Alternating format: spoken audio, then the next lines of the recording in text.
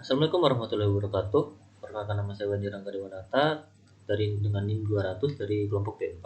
Jadi di sini saya akan melakukan hal praktikum anatomi 2.3. Jadi untuk soalnya yang itu Bang Sopo datang ke IGD dengan keluhan tidak bisa menjaga keseimbangan, jalannya sulit dan langkahnya pendek. Nah, badannya juga membungkuk dan tangannya kadang bergetar tak stabil.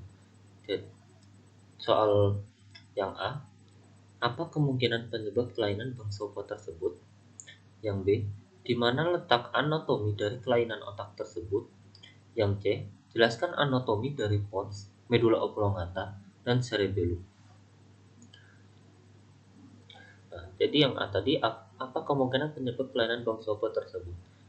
Menurut saya, kemungkinan penyebab kelainan Bang Sopo tersebut adalah gangguan neurologis yang memengaruhi koordinasi motorik dan keseimbangan tubuh seperti Parkinson.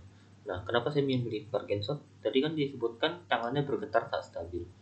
Nah, yang kita tahu Parkinson itu juga jalannya sulit dan langkahnya pasti pendek-pendek. Nah, tangannya juga kadang-kadang bergetar. Makanya saya menganggap Bang Sopo mengalami kelainan Parkinson. Nah, Parkinson sendiri itu karena Parkinson letaknya itu berada di pasti area letak anatominya di kelainan tersebut itu ada berada di substansia nigra.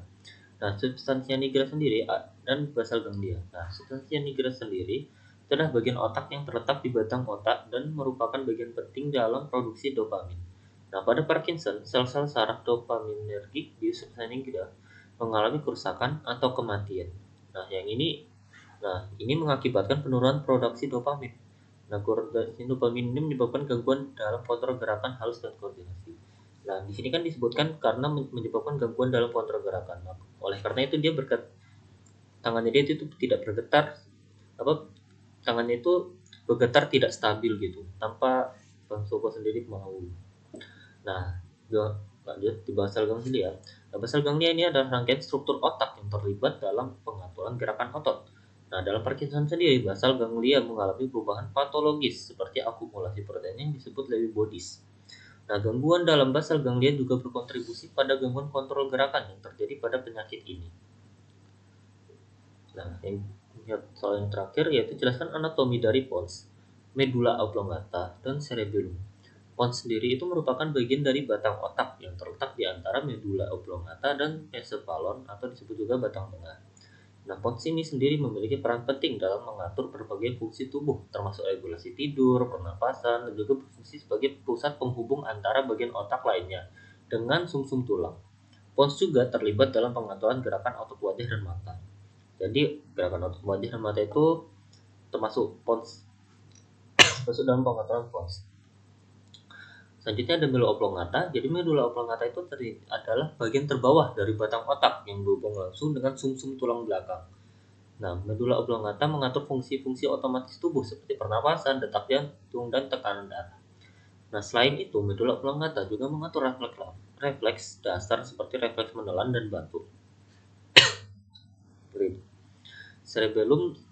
Nah, selanjutnya yang terakhir ada cerebellum. Nah, cerebellum sendiri itu merupakan struktur yang terletak di bagian belakang otak bagian tengah dan berada di bawah otak besar atau disebut juga cerebrum.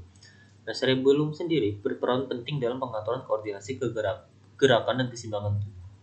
Fungsi utama cerebellum adalah mengintegrasikan informasi sensorik yang masuk dengan informasi motorik yang keluar untuk menghasilkan gerakan yang tepat dan terkoordinasi.